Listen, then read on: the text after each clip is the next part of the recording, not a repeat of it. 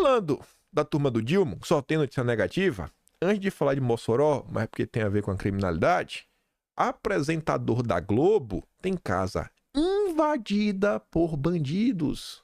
Violência absurda. É? Lucas Corazza teve celular com contas bancárias levado pela quadrilha. Ele diz não ter sido agredido pelos bandidos. Até quando, né? Essa turma vai ficar de papinho mole que, não, meu Deus, que tem que entender a opressão, a dívida histórica, os problemas, e por causa disso a gente tem que combater esse negócio, não dá pra combater com dureza esse pessoal que faz coisa errada, e que isso, aquilo, outro, aquela ladainha de sempre que você é tão cansado de ouvir. Aí, em relação a Mossoró, até agora não encontraram diversos policiais, helicóptero, isso, aquilo, outro. 2 caras fugiram basicamente a pé. E aí, o G1 nos conta que fugitivos de Mossoró invadiram casa, fizeram família refém, pediram para acessar redes e roubaram celulares. A propriedade invadida fica a cerca de 3 quilômetros da Penitenciária Federal de Mossoró. Os 2 ficam na casa cerca de 4 horas. Buscas entram no 4º dia neste sábado. E aí a coisa começa a ficar engraçada mesmo. Ali foi só uma pequena atualização. Aqui. Aquele senhor em cima, para quem não sabe, ele é o colega de trabalho do Reinaldo Azevedo. Jeito de falar. Ele montou um programa, chamou o Reinaldo Azevedo para apresentar com ele, que é o Reconversa, acho que é isso, né? O Valfrido Vardi, fundador do IREE, Instituto de Relações Estado-Empresas, acho um negócio desse. Mas enfim, é a galera aí que quer rever como é que o Estado funciona.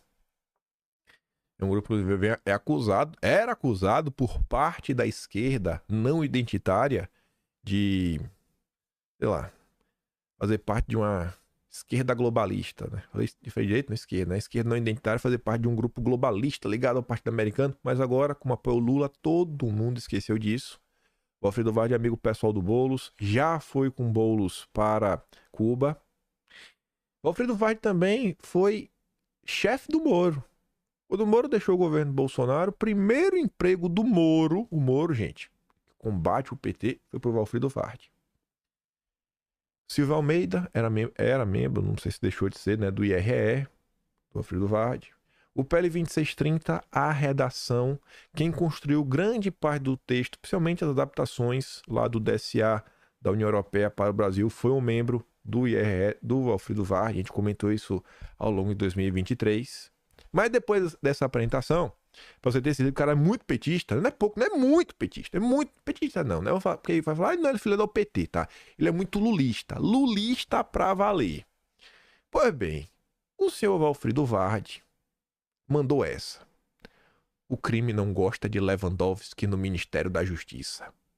Começo a aventar, e é apenas uma tese, que essa fuga do presídio foi arquitetada e executada por organizações criminosas para criar embaraço ao ministro recém-possado, porque vem nele e em sua proficiência, e em sua proficiente equipe, duríssimos oponentes. Querem enfraquecê-los, precisamos agora ainda mais apoiá-los. Gente, não critique o governo Lula. Isso tudo que está acontecendo é de propósito para tentar melar a imagem de Lula, de Lewandowski, da equipe.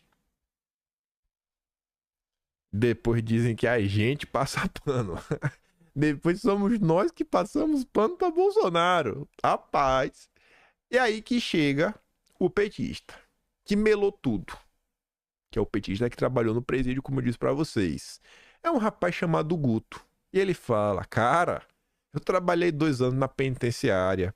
Tive 9 alunos da educação superior lá. Tive o privilégio, ele colocou entre aspas, de ler o TCC de Beira-Mar. Não existe a mínima possibilidade deles encontrarem um alicate perdido, quebrarem a cela e fugirem. Eu sou petista, mas tá ficção demais. Cara, eu sou petista, mas tá demais, pô. Pera aí, véi. Pera aí. Não, pera aí, pô. Aí depois ele fala, ó, são 20 portões das celas até a rua, todos com muitas câmeras, portões pesando toneladas, proteção contra explosivos, resgate, quase certeza que alguém lá de dentro tá envolvido. Aí eu acho que, diante dessa postagem do Valfrido Vard, de tamanha desinformação e passada de pano absurda, o Guto ficou revoltado. Falou, cara, eu vou compartilhar minha experiência. E ele resolveu abrir um pouco como foi a experiência dele ter trabalhado em Mossoró. E ele fez uma longa thread, foi bem visualizada. Vocês podem ver ali, de quando eu bati o print, eu tinha 4,4 milhões de visualizações do primeiro tweet, né? Muita gente não lê tudo. Durante 2 anos, trabalhei na Penitenciária Federal de Mossoró.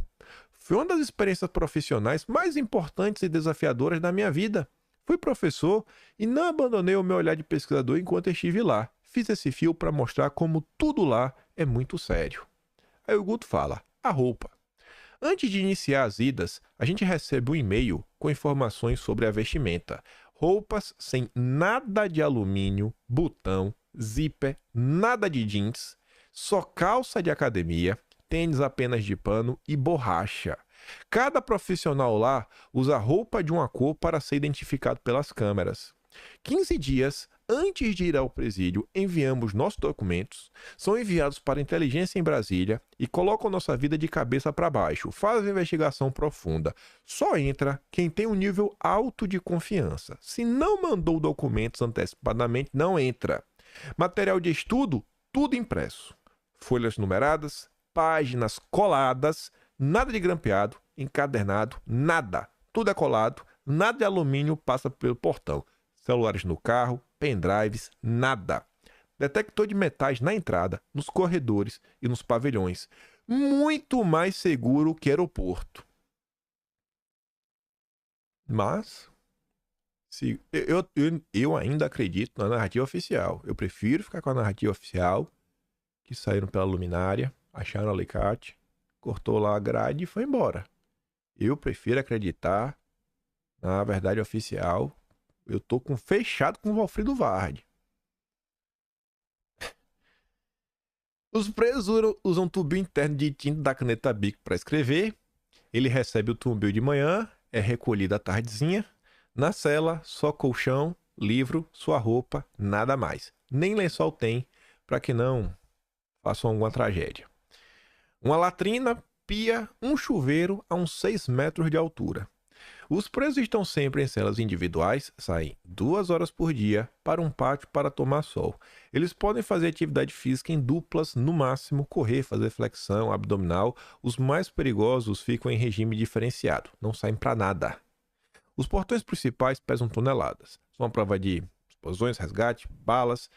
Eu contava brincando 20 portões da rua até a sala de aula, onde encontrava os alunos. Eu coordenava 9 alunos de educação superior, tudo muito limpo, silencioso, com câmeras em todos os corredores. Aí você fica questionando, as câmeras falharam. Mas, cara, quantas câmeras falharam? Quantas? Sabe quantas falharam?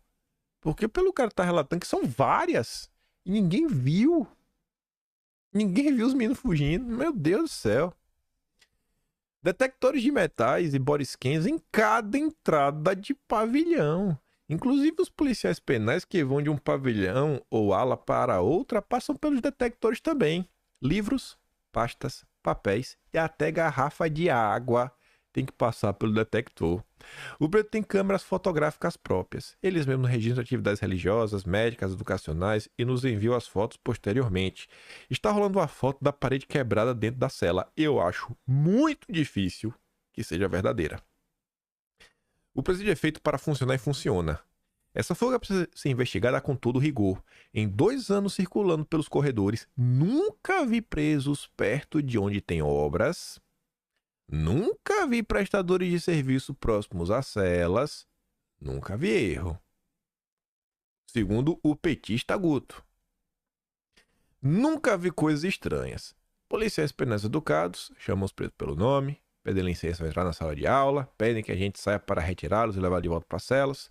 Já cometi outro gafe, nada comprometedor. No meio de descontração de uma aula, eu mencionei o bairro que morava em Natal, levei uma cotovelada na hora e entendi que tudo lá tem que ser dito com muito cuidado.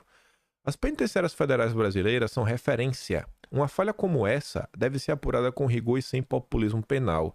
É preciso levar em consideração a atuação de organizações criminosas na coação de funcionários e terceirizados. Como fugir dela? Usando um alicate. Aí, ele encerra falando o seguinte: muita gente me mandando mensagem perguntando o que eu acho de uma forma bem objetiva. Eu aposto na tese de que algum funcionário foi coagido, teve parente sequestrado ou alguma coisa muito grande. Não creio muito em fuga comprada. A organização criminosa não pode ser subestimada nunca. Lá vai o pessoal, né, questionar a narrativa oficial do governo. Aí veja como são as coisas. Como o caso está ficando cada vez mais engraçado. Ontem, vimos que o Estadão escolheu a dedo um especialista lulista, que inclusive o grupo que ela coordena recebeu nos últimos anos mais de 4 milhões e meio de dólares, não é de reais, dólares. É, muito aleatório. A gente comentou sobre algumas outras coisas também. E aí, a Bruna Lima, que é da coluna do Guilherme Amado, o jornalista mais lulista do Metrópolis. Então, assim, ele escolhe a dedo as pessoas que trabalham com ele. E aí a Bruna Lima nos informa que um instituto pede inspeção de direitos humanos em Mossoró após fuga. Olha que coisa esquisita. Lá vem uma ONG querendo inspeção de direitos humanos. Aí vê só.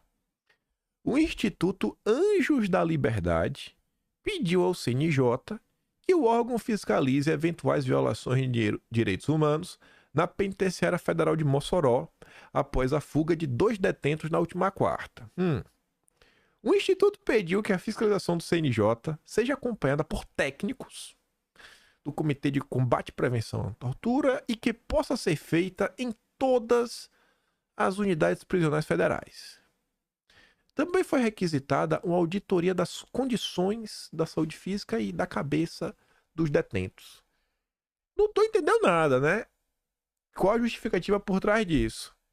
Aí, o Instituto disse ao CNJ também que gera desconfiança a recusa de divulgação das imagens da fuga dos detentos, os 2 que fugiram.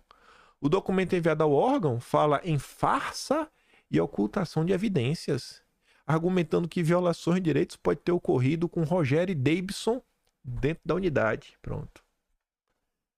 Só falta agora me falar que os 2 fugiram porque foram maltratados. Bruna Lima, que escreveu essa nota, é da conta do Guilherme Amado. Ela escreveu que o Instituto Anjos da Liberdade foi fundado pela advogada Flávia Frois, presidente da entidade. Frois defende diversos integrantes do CV e do Primeiro Comando. Após a fuga dos detentos que são vinculados ao CV, o Ministério da Justiça suspendeu o banho de sol e as visitas de advogados e familiares em todas as unidades prisionais federais. Aí você vê, né? É um grupo meio complicado. Tem umas notas da imprensa bem pesadas, muito pesadas, sobre o Instituto Anjos da Liberdade. Só que não é pesadas só sobre eles. Eu peguei uma mais ou menos, para ninguém ficar triste comigo, e de um portal simpático ao petismo. Conjuro. ONG acusada de representar os criminosos, explicação sobre visitas a presos. Olha só. Isso aqui é de 2023. O Instituto Anjos da Liberdade e a Associação Brasileira dos Advogados Criminalistas moveram, em 2018, a DPF que questiona a portaria 718/2017 do Ministério da Justiça. A norma, editada pelo então chefe da pasta Torquato Jardim, proibiu visitas íntimas em penitenciárias federais. Em 2019, o então ministro da Justiça Sérgio Moro editou a portaria 157, que limitava as visitas em presídios federais ao parlatório e por videoconferência. Como a norma restringiu o contato físico dos detentos com familiares nos pátios de visitação, disse a Flávia, o Anjos da Liberdade aditou a DPF 58 para garantir o direito dos filhos de abraçar seus pais. Aí esse mesmo instituto que tá aí, olha a preocupação deles. Eles pegaram esse momento que teve a fuga para pedir pro CNJ olhar isso, aquilo, outro, para quem sabe utilizar esse momento que tá acontecendo até para respaldar a DPF. Aí, olha que engraçado agora. O PT, Partido dos Trabalhadores, Lula, é o PT mesmo, moveu outra ação, a DPF 579 contra as normas, que proibia o contato físico. Porém, o processo foi arquivado por vícios formais. Aí o PT desistiu? Não. O partido, então, ingressou na DPF 58 e tornou-se autor do feito. Aí o PT colou com a ONG aí. Aí eu falei, rapaz, eu fui pesar sobre isso. Tinha uma nota da Veja, que tinha inclusive uns prints de WhatsApp com dinheiro que falava de um advogado do PT. Eu falei, rapaz, não vou. Isso aqui é pesado demais. Pesado demais. Pessoa que procure na internet e responsabilize a Veja. Mas bota lá. Anjos da Liberdade. Bota assim, ó. Veja. Bota no Google assim, ó. Veja. Dinheiro. Advogado do PT. Anjos da Liberdade. E veja a mágica acontecer. Uma matéria de 2019. E aí, pro PT não ficar com raiva de mim, eu peguei a nota do site oficial do PT. Nota do PT. Mais uma armação de Bolsonaro e Moro. Em abril deste ano, a nota de 2019, o PT ajuizou no Supremo a DPF 579, como contou o Conjur, contra a portaria 157 do Ministério da Justiça para defender a Constituição e as normas nacionais e internacionais que tutelam o direito de familiares de detentos, incluindo crianças, que não podem ser atingidos pela plena pena aplicada aos presos. Você vê que são se preocupar. O PT realmente é um partido muito democrático. Estava preocupado com os presos que não estavam vendo presencialmente, né? De segurança máxima. De segurança máxima. Em locais como esse de Mossoró. Meu Deus. Ainda bem que temos o PT para lutar pelo direito dos manos. Tanto a Constituição quanto os direitos foram atingidos por esta e por outras portarias de Moro, que foram inclusive objeto de questionamentos judiciais pela DPU. Aí veja. A DPF é uma ação legítima e coerente com os princípios de quem sempre lutou pela democracia e a Constituição. Tentar criminalizar essa ação, como fazem Bolsonaro e Moro, é mais uma demonstração de seu caráter autoritário, antidemocrático e hostil à Constituição e aos direitos das pessoas. A proposta da DPF foi apresentada pelo advogado Geraldo Prado. Vocês podem botar, veja, Geraldo Prado, Anjos da Liberdade, também vai aparecer a nota. Em nome do Instituto Anjos da Liberdade, que se tornou amicus curiae do PT no processo. Tanto o advogado quanto o instituto são reconhecidos no mundo jurídico por sua atuação na defesa de vulneráveis. Vulneráveis! Vocês estão vendo o que está acontecendo. Desconhecemos qualquer suposta relação dos advogados que atuam no caso ou do Instituto Anjos da Liberdade com organizações criminosas. O PT não sabe de nada. Se o PT não sabe de qualquer ligação, o que é que você acha que foi publicado na imprensa na época que eu tô falando é pesado demais e eu só digo que é pesado demais. Só use a sua criatividade. Use a sua criatividade. Rapaz. Aí passa-se 5 anos. Aí você vê que os caras fogem. Mais uma vez quem vem defender os vulneráveis é o Instituto Anjos da Liberdade. E agora os petistas estão no governo. Aí eu não tô fazendo isso daí pra falar do PT. Não é pra falar nada sobre isso. É pra comentar o seguinte. Estamos vendo no Brasil uma crise na segurança pública. Uma crise generalizada. De tudo. De tudo. E o que aconteceu nas últimas horas aí, nos últimos 4 dias, é de uma gravidade sem igual, porque, gente, é prisão de segurança máxima. Então, a segurança máxima não é mais máxima. Pela primeira vez na história do Brasil, 2 pessoas fugiram de uma segurança máxima. Isso é um retrato. Isso é muito simbólico. E são os mesmos personagens. Aí, diante disso, comentamos ontem uma nota da Miriam Leitão, que a Miriam Leitão diz que os bolsonaristas estão se aproveitando da situação para fazer um discurso populista, para surfar em cima da onda. Comentamos ontem também sobre o Otávio Guedes da Globo News, falando, não, tem uma onda de direita na América Latina, né? Um populismo penal, o pessoal reclamando isso, aquilo, outro. E se tem uma coisa que eu acho que, poxa, é até difícil para a esquerda meio que discordar. E fale o que for, a direita tem uma preocupação muito maior com segurança pública do que a esquerda. A direita tem uma preocupação muito maior com os policiais do que a esquerda. A direita tem uma preocupação muito maior com as vítimas do que a esquerda.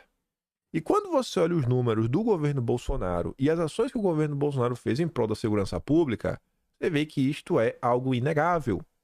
A quantidade de óbitos violentos caiu. A quantidade de pessoas que perderam as vidas caiu. São números. Não dá para brigar com a realidade. E aí eu travei aqui, e não estou avançando de propósito, para colocar tudo isso na mesa e mostrar para vocês, primeiro, que a Miriam Leitão está errado e mostrar a importância de algumas coisas. Para quem é do consórcio e tenta vender uma tese como a Miriam, que olha, a direita está se aproveitando para tentar sair das cordas, como se estivesse apanhando uma luta de boxe, né? Usar a situação para fazer politicagem. Não, a direita, ela não está fazendo politicagem. A direita, ela só está fazendo o que ela sempre fez, que foi prezar pelas vítimas, pela sociedade, pela segurança pública. E aí, quando esse evento aconteceu, PT, Anjos da Liberdade, a DPF, que agora essas figuras voltam, só que agora o PT é governo e Anjos da Liberdade continuam fazendo o que eles já fazem. Ah, tem o final da nota.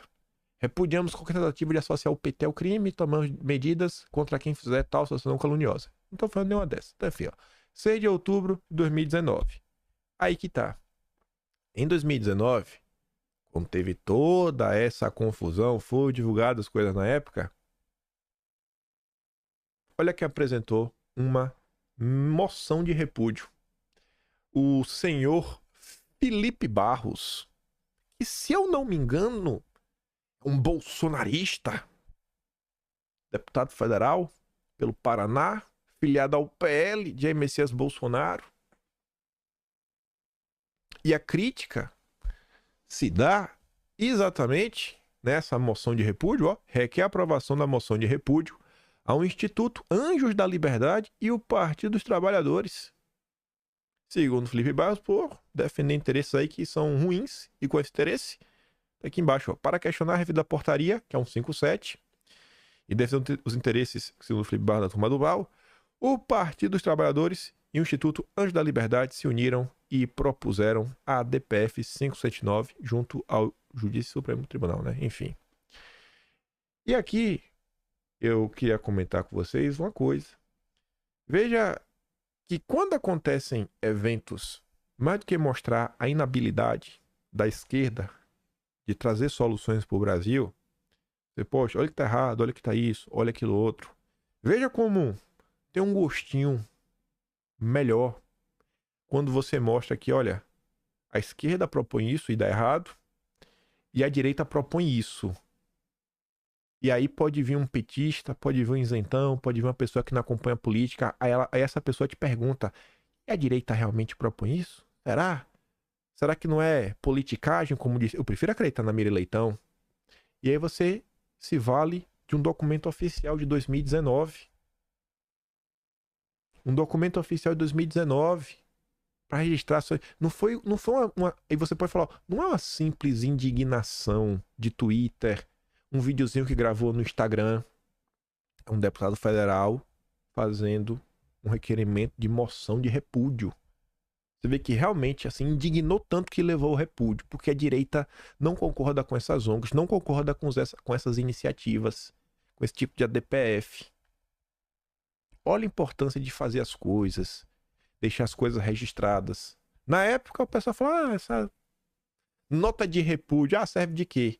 Às vezes o tempo passa e as notas de repúdio, né, fazem muito sentido. Veja o exemplo, veja esse exemplo de tudo que está acontecendo hoje, como as coisas se encaixam, e aí serve para mostrar, olha, há mais de 5 anos, a direita está de um lado e a esquerda está do outro.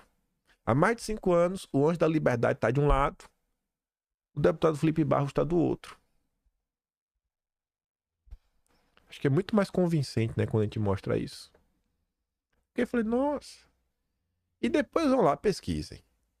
Vai botar o Prato, né, o advogado, Anjo da Liberdade, Veja. A nota da Veja é bacana, porque ela tem os prints. Veja. Veja na Veja. Ué, porque não mudou o tema?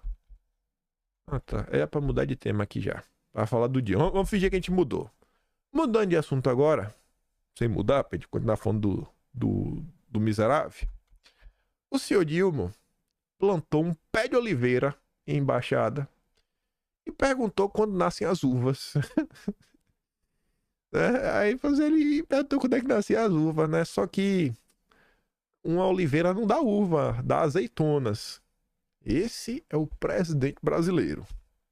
Aí, não surpreende ninguém, já que pegando aqui um gancho em movimentações internacionais, sem Brasil, trinca do Mercosul pede soltura e ativista venezuelana. O Lula não falou nada, não falará nada, o Itamaraty não falou nada, também não falará nada, o Celso Amorim não falou nada e também não vai falar nada. Mas está ali, né? Os governos de Argentina, Paraguai e Uruguai divulgaram na quinta um documento conjunto em que expressam profunda preocupação com a detenção arbitrária da ativista e advogada venezuelana Rócio San Miguel, de 57 anos. O documento também é assinado por Costa Rica e Equador. O Brasil ficou de fora. No documento, os países apelam veementemente às autoridades venezuelanas para que libertem imediatamente e retirem as acusações contra a ativista. Enquanto isso, o Lula está lá, passeando pela África, e o Poder 360 nos diz que a mídia dos Estados Unidos, Europa, dá pouca atenção à viagem de Lula para o Egito. Ninguém liga muito. Jornais como É o País, Le Figaro, The Guardian, Wall Street Journal, Financial Times, The New York Times ignoraram tudo do presidente Lula, o continente africano. Outros como The Washington Post, Times of Israel, Jerusalem Post e Le Monde citaram enquanto o petista com o presidente do Egito, Abdel Fattah al-Sisi, e as declarações do Dilma sobre a ONU e o conflito, né? Sabe qual é a declaração da ONU? Quem que Lula falou, não, aquela agência, a gente vai continuar fazendo um aporte aí, um dinheirinho. Aí pegando o gancho nessas questões também internacionais, para falar do que o PT sabe fazer de melhor, perseguir, lá vem o nosso porta-voz da OTAN e da ONU, Jamil Chad. Olha como são as coisas. No dia 15, Jamil publica: presença de diplomatas em reunião abre mal-estar em Itamaraty. Ele divulga, ele revela. Ele fez a revelação. Aí passa algumas horas. Na manhã do dia 16, governo Lula veta a transferência de diplomata que estava em reunião golpista. Pronto. Aí, para ficar claro como foi que isso aconteceu, no final da noite, inclusive apontando para novos desdobramentos, lá volta Jamil. Itamaraty. Sindicato cobra apuração contra diplomatas em reunião golpista. Aí vem o Jamil. O UOL revelou. Não, o UOL não revelou nada. O UOL não existe. Jornalistas revelam. É você. O Jamil revelou nomes. O Jamil revela nomes.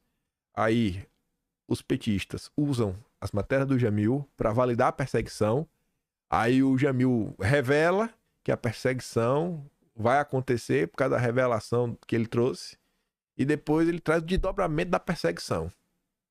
E assim que funciona a esquerda brasileira. O grupo, portanto, exige investigação imediata sobre a conduta desses servidores durante a reunião, bem como a apuração rigorosa do envolvimento do então chanceler Carlos França e demais diplomatas pelas autoridades competentes. Vai perseguir todo mundo. Vamos perseguir todo mundo. Eita, a turma gosta. Parece que tá assim, no DNA. PT nasceu para perseguir. Parece que é a única coisa que esse partido sabe fazer. Perseguir, perseguir, perseguir, perseguir, continuar perseguindo. Aqui eles não querem perseguição. E aqui ainda está no âmbito internacional / governo. Espero que já seja conhecida de vocês. Espero que vocês sempre tenham em mente o mínimo da biografia desta linda senhora. Secretária ligada à ONG, na mira de Toffoli, foi multada pelo Banco Central. Ex-conselheira da Transparência Internacional, Ana Toni, não declarou investimento no exterior e foi multada a 8.700. Ana Toni, atualmente, é a secretária do Clima do Ministério da Marina. Ela foi multada pelo BC em quase R$ 9.000 por não declarar investimento no exterior. A multa foi paga enquanto a atual secretária era conselheira da Transparência Internacional. No relatório que a TI fez para ajudar a construir as diretrizes, para servir de sugestão, para na hora que a JF fundasse lá, né, como é que a gente fala? Fundasse uma espécie de fundo para combate à corrupção, né? O relatório da TI da época contava com alguns comentários e direcionamentos da senhora Ana Toni. Comentamos sobre isso. Esse relatório também continha informações do Pedro Abramovay. E essa aí é a ONG dos amigos do Deltan Dallagnol. Esses são os amigos do Deltan Dallagnol. Esses são os amigos do Deltan, que por sinal o Deltan tá bem sumido, né? Pelo menos quando se trata de Bolsonaro, o que tá acontecendo, né? A confusão de Roma, ele comenta. Mas quando é Bolsonaro, ele fica calado. Esse é o Deltan Dallagnol. É o cara que peita o governo Lula. Ai, ai. Deltan Dallagnol, o grande nome da direita brasileira. Isso aí que eu queria ter comentado ontem, na esteira daqueles comentários sobre grupos nacionais, com financiamentos internacionais, etc. Tudo mais. Só que aqui não tinha realmente, não tem a ver com o Sleeping Giants Brasil, mas o Sleeping Giants original lá dos Estados Unidos. Então, falei, se não der tempo de comentar, deixa para amanhã. Tá aqui. Movimento Sleeping Giants é indicado ao Nobel da Paz por deputado francês. O deputado francês Eric Bodorel, correligionário do Macron, resolveu indicar ao Nobel da Paz o Sleeping Giants. Quem sou eu para falar qualquer coisa? Mas não tem nem o que falar. Tem nem o que falar. Agora, o que vai dar para falar ao longo do dia de hoje? Isso aqui, viu? Leroy começa mal. Horrível. Acho que depois vai melhorando. Vai pegando, né, os trancos e barrancos. O Estadão faz. Esse é aquele padrão de sempre, né? Não, ó, Bolsonaro é horrível. Mas, ó, velho, mesmo Bolsonaro sendo ruim, vocês estão demais. Pô, não, o que vocês fez contra Bolsonaro? A gente concorda, mas olha, pisa no freio. Tá demais. A necessária autocrítica do Supremo. É público e notório que, com exceção da Rede Globo, acho que todos os veículos de mídia no Brasil começaram a fazer a autocrítica deles, né? Na verdade, não é que eles fazem a autocrítica deles, eles cobram a autocrítica do judiciário. A imprensa não quer fazer autocrítica de nada. Aí vem o Estadão falar que nos últimos anos o Supremo prestou inestimáveis serviços. Da punição aos corruptos do mensalão, a preservação das prerrogativas dos estados durante o Fique em Casa e a defesa do processo eleitoral. Será que foi bacana a preservação da prerrogativa dos estados? Será que foi isso mesmo que aconteceu? Será que foi uma imposição do fique em casa generalizado e quem não tinha como se manter, quem para trabalhar, meu amigo, problema é teu. Jornalista tá com muito dinheiro no bolso para gastar e não vai passar necessidade. Enfim, além da responsabilização dos executores e artífices do atentado de 8 de janeiro. Gente, olha as palavras que o Estadão usa. Começa horrível. Começa horrível. É um ato de vandalismo. E o próprio Estadão inclusive, já criticou no passado os 17 anos como uma pena duríssima. Em momentos críticos, o Supremo teve papel crucial na defesa da soberania do povo, encarnada nas instituições republicanas.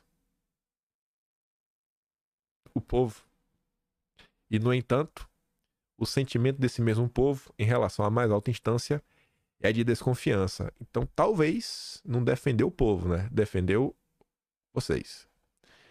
Aí, depois que ele deixa de falar de Bolsonaro, passa o pano, aí ele vai realmente para a crítica que ele tem para fazer, aí começa uma subida de tom. Segundo pesquisa Atlas Intel, mais da metade dos brasileiros diz não confiar na corte. Entre 51% e 56% dos entrevistados consideram péssima a atuação dos ministros em questões capitais, como a defesa da democracia, o respeito ao legislativo, reformas para melhorar o judiciário, correção de abusos de instâncias inferiores, profissionalismo e competência dos ministros, defesa dos direitos individuais, imparcialidade entre rivais políticos e combate à corrupção. A trajetória é de deterioração. Em um ano, os que confiam na corte caíram de 45 para 42 e os que não confiam cresceram de 44 para 51. Justificado ou não, esse descrédito é ruim. O bom funcionamento do Estado Democrático de Direito depende de um judiciário que seja não só autônomo e independente, mas também respeitado.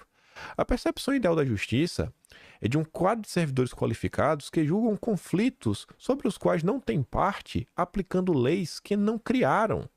Mas o sentimento predominante sobre a corte é o oposto, de uma corte incompetente, instável, politizada, conivente com a corrupção e até autoritária. Eu não sei quem pensa disso, né? Quem que no Brasil pensa que existe algum tipo de autoritarismo? Uma das razões estruturais e exógenas para essa desconfiança é uma disfuncionalidade constitutiva. E aí, qual seria isso, né?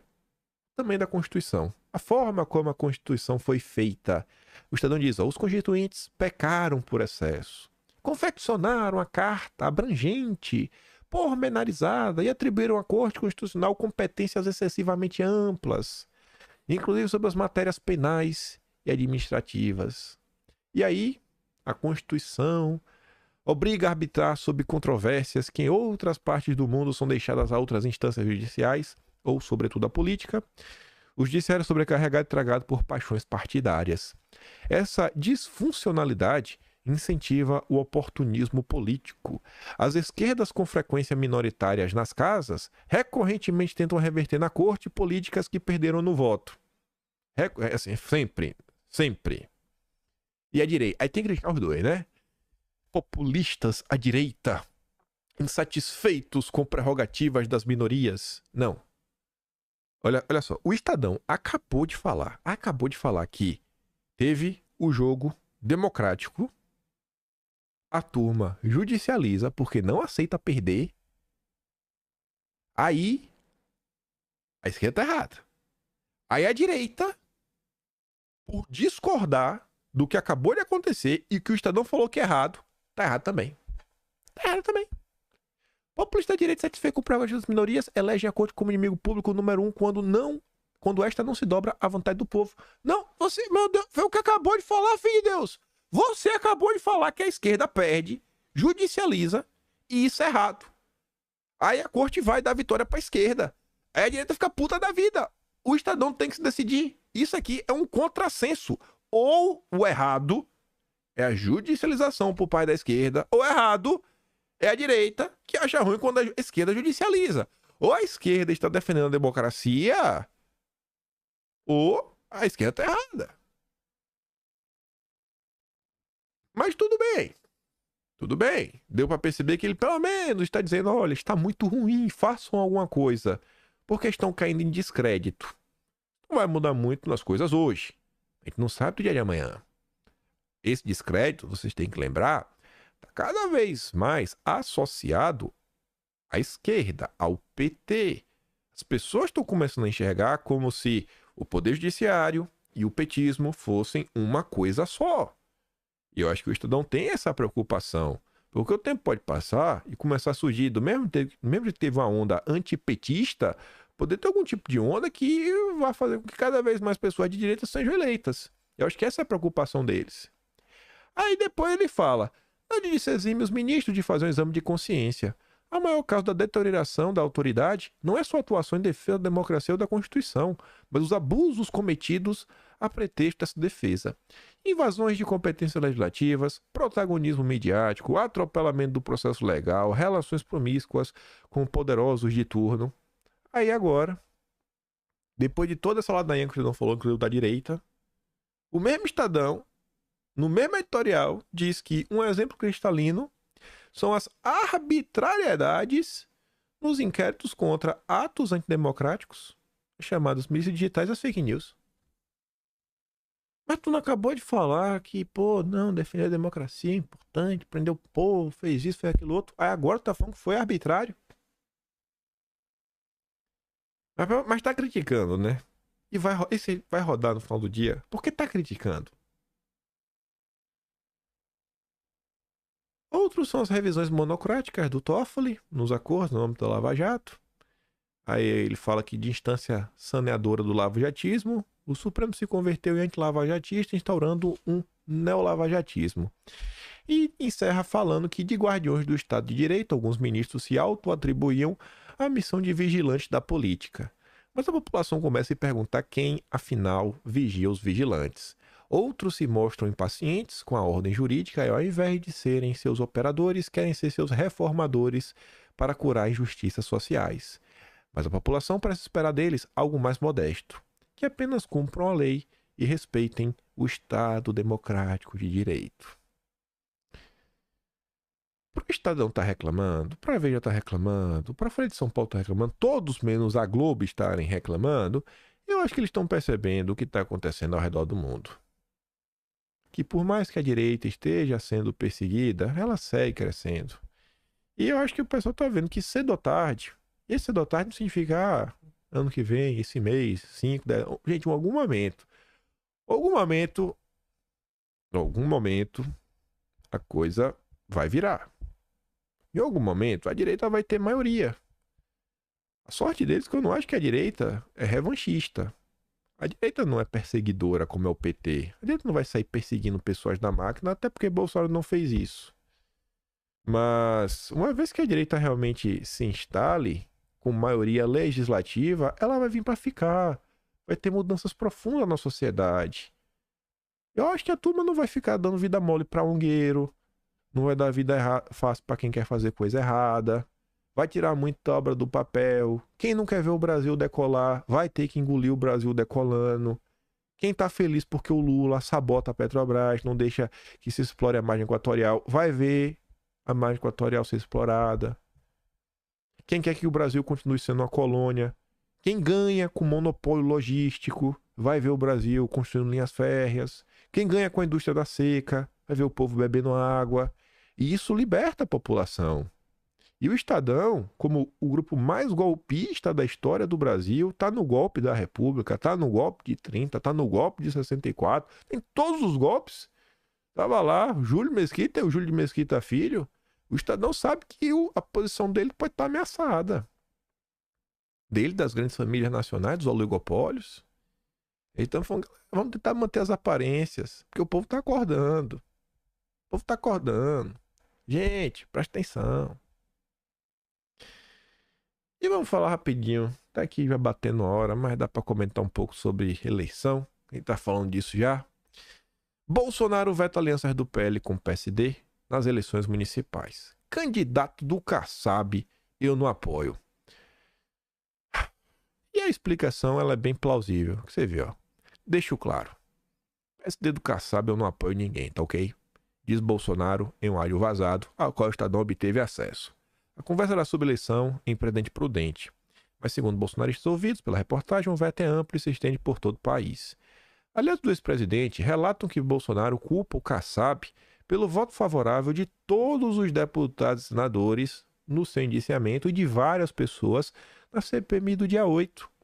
Vice-presidente do PL, deputado federal Capitão Augusto, afirma desconhecer qualquer determinação na sigla para impedir alianças. Ele pondera, no entanto, que o relatório final da CPMI foi aprovado por 20-11 e que os 5 votos do PSD foram fundamentais para o indiciamento do ex-presidente. Se o PSD tivesse votado com a direita, teria sido 16-15 para a direita. O relatório tinha sido rejeitado. Não haveria indiciamento dos patriotas nem de Bolsonaro. O PSD poderia ter votado contra o inicialmente e acabou votando a favor. Obviamente, existe uma rusga aí. Tem coisas que são imperdoáveis. Esse é o Kassab. O obstáculo é o Kassab.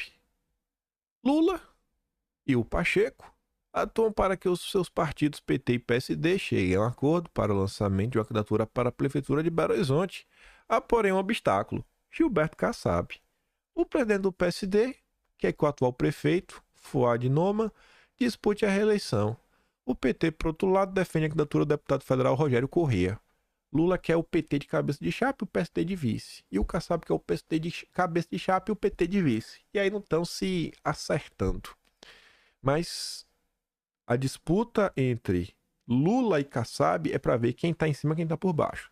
Quem fica por cima e quem fica por baixo. A disputa de Bolsonaro com qualquer político do Brasil é: você está pró ou contra o Brasil? Você está a favor ou está contra o Brasil? As negociatas de Bolsonaro são: o que fazer para tirar o Brasil do buraco? As negociatas do Kassab é: como é que eu faço para conseguir mais poder político? É por isso que não dá para misturar os dois, né? O PT quer repetir a dobradinha em 2022, mas dessa vez como protagonista. É o que eu falei. Agora o PT, que é o PSD, indique um vice para a chapa. O problema está em Kassab, que desenha um cenário favorável ao nome de centro, não de esquerda. A defesa de Pacheco, há uma composição com Lula, mira em 2026, quando o senador quer ser candidato ao governo de Minas com apoio do petista. Aí, saindo de Belo Horizonte, vindo para São Paulo, só para dar uma risada, lá vai. Começaram.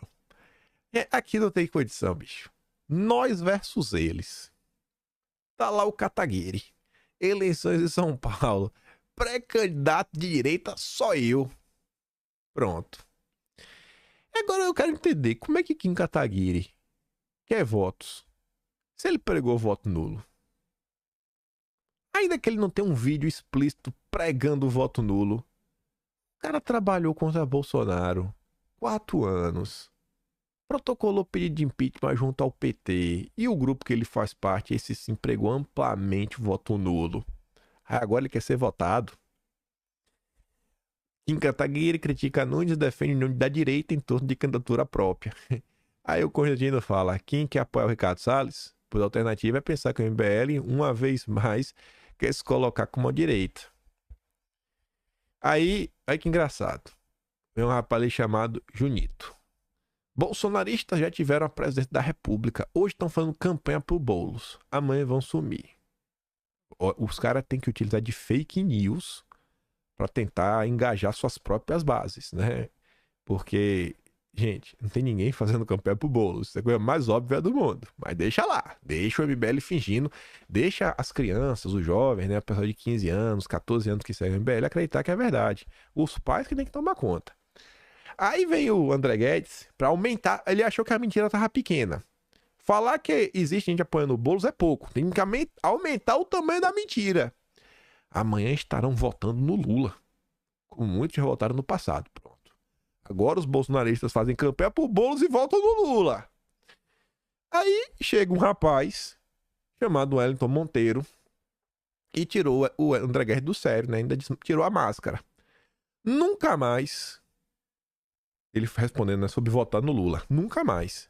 Não confunda voto nulo em protesto aos isentões com voto no PT. Ninguém irá votar no PT sendo bolsonarista, mas votaremos nulo se um dia algum candidato isentão ou MBL chegar lá. Aí vem o André Guedes. Que engraçado. Nesse caso, vota nulo é legítimo? Aí o cara diz: ué, pau que bate em Chico não pode bater em Francisco? São vocês que pregam voto nulo? Aí agora a gente não pode votar? Tá entregando o que vocês pregaram? Segundo os isentões do MBL, não precisam dos votos bolsonaristas, então nem reclamem. Mas nós precisávamos dos votos isentões. Pode chorar, pode reclamar, nulo deles. Amargaram o mesmo destino que nos incumbiu. Aí vem o André Guedes, mostrando como pensa um bom isentão. Vá pra casa do chapéu, amigo. Eu nem moro em São Paulo. Ou seja, é assim que pensam as pessoas do MBL. assim que eles pensam. É voto nulo, porque que tanto faz. Chico Linguiça com a vida ganha. É o líder de um grupo que tá... Olha, vou até pelo Chico Linguiça, né? Coitado, fica enganando um menininho novo. Tá com a vida mansa. Carrinho reformado. Carrinho antigo, né? Pra rodar aí pelo Brasil. André Guedes, com a vida ganha. Com muito dinheiro no bolso. Não moro nem em São Paulo. Por mim, pode ser o bolso. Tô nem aí. Tô nem aí. Essa é a turma do MBL. Preocupação zero com o Brasil. Só com eles mesmos. Aí vem a Tiete, né? Ele finge que não é. Ele não é do MBL, mas talvez gostaria de ser. Nando Moura, em menos de... Eu ia falar menos de 24 horas, mas na verdade foram 24 horas e 9 minutos. Em 24 horas e 9 minutos, Nando Moura saiu de bom dia, né? De político. Já criou seu perfil falso para defender seu corrupto hoje, verme patético. Aí, 24 horas e 9 minutos depois, ele volta. Kim Kataguiri é a melhor opção para a Prefeitura de São Paulo.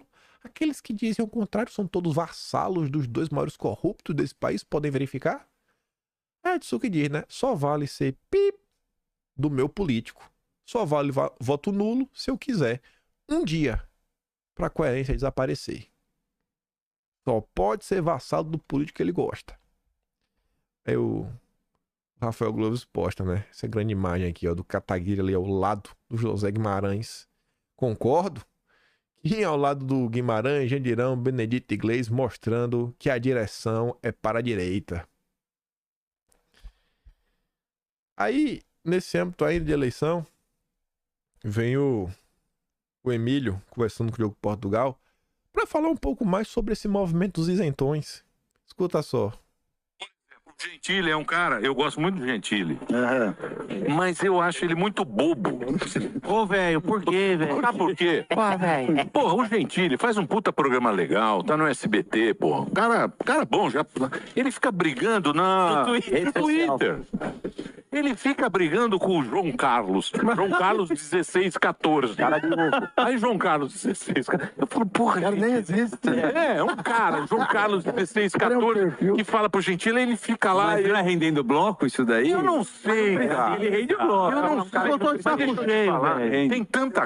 Tem tanta coisa pro cara fazer na vida. É uma O cara fica brigando com o João Carlos 1614, perdendo tempo da vida dele. A gente tem que... Mas é o Twitter, né? Não só ele. Então. Todo mundo tá lá fazendo essa porcaria. Você não é muito de brigar, né? É o Emílio falando do Gentili. É um cara que fica brigando de forma histérica com pessoas comuns. Fica acusando todo mundo de ser mave. Todo mundo é vassalo disso, vassalo daquilo outro, isso, aquilo outro, etc, tudo mais. Só eles estão certos. Perseguição, né? Eles são mestres. Parecem até petistas. E o tempo vai passando, turma vê. Eleições isentões. Aí esse ano vai ter eleição. Pode anotar. Vai ter muito isentão disputando o seu voto. Disputando o voto de pessoas que vocês conhecem. Não deixe essas pessoas crescerem. Na verdade, elas têm que ser assim, né? Tá botada de lado. Fala assim, irmão, pega teu chapéu, vai trabalhar, vai fazer uma coisa outra aí. Vai arrancar risadas da população. Sai, para. Você já causou mal demais pro país. Se controla. Mas se controla. Agora, ainda que os eleitores façam isso, eu acho muito improvável mesmo, sei lá, um Kataguiri da vida no segundo turno. Mas brincadeiras à parte, gente, independente de quem for o candidato, se o Boulos está de um lado, eu tô do outro, porque isso é o que qualquer pessoa com mínimo de consciência faria. Não fala assim, tira onda, etc. No segundo turno, quem tiver contra o Boulos, eu tô apoiando. Não vou fazer nenhum tipo de apoio, né? Mas, sei lá, falar os problemas da eleição do Boulos, mas com certeza, independente de quem for, porque diferente do André Guedes, eu não moro em São Paulo, mas eu me preocupo com o Brasil. Diferente do André Guedes, eu me preocupo com o Brasil. Então, no segundo turno, independente de quem for contra o Boulos, eu vou falar, sai de casa. Não vote, não deixa o Boulos vencer. E você vê aqui, ó. uma pessoa de esquerda. Já antecipo meu voto para a Prefeitura de São Paulo. Votarei no candidato que tenha a maior chance de derrotar Guilherme Boulos. Desculpa, ela coloca assim, ó. Guilherme Fundação Ford Boulos. Pode ser evangeloco, neoliberal, liberal, privatizador, whatever. Qualquer um menos Boulos. Decisão executiva. Qualquer um menos Boulos. Mas qualquer um menos Boulos. Mas de jeito nenhum. Boulos é a representação máxima depois do Lula. Depois do Lula não, né? Que tem muita gente pior. Mas em 2024, Boulos é o Lula de 2022. Se 2022 a batalha mais importante foi Lula versus Bolsonaro, a mais importante em 2024 é São Paulo, porque é o terceiro maior PIB do país. Tudo tá lá. Todos os grandes grupos políticos têm um pé em São Paulo e não dá pra ser o Boulos. Não dá pra ser o Boulos. E eu não sou o André Guedes. Eu tenho caráter. Coisa que ele não sabe o que é. É pequeno demais pra caber dentro do corpo. Vou mandar os 2 vídeos aí que eu dei play lá no Telegram. Era pra ter dado um aviso no início, esqueci. A versão bonita do Atlas, versão revista digital, já tá disponível. Tava aquela versão minimalista. Demorou um pouquinho porque a Mari ela ficou doente, pegou dengue aí, né? Enfim. Tava dodói. Ela só conseguiu entregar agora. Aí tava sem conseguir trabalhar direito, mas já tá lá. Às vezes atrás 2, 3 dias, mas sempre tá lá. A minimalista que eu faço por mim tudo bonitinho lá, ela só me arruma a capa. Tava lá desde o dia 15, agora tá lá, era pra isso, desde o início do vídeo. Amanhã eu aviso de novo. E é isso, se você quiser me ajudar um pouquinho, passa lá no canal, tem um botão de valeu, tem um P da descrição. E compartilha. Volta amanhã, porque estamos aqui todos os dias. E deixa aquele grande beijo, abraço, tamo juntos. Valeu, meus amigos. Fui!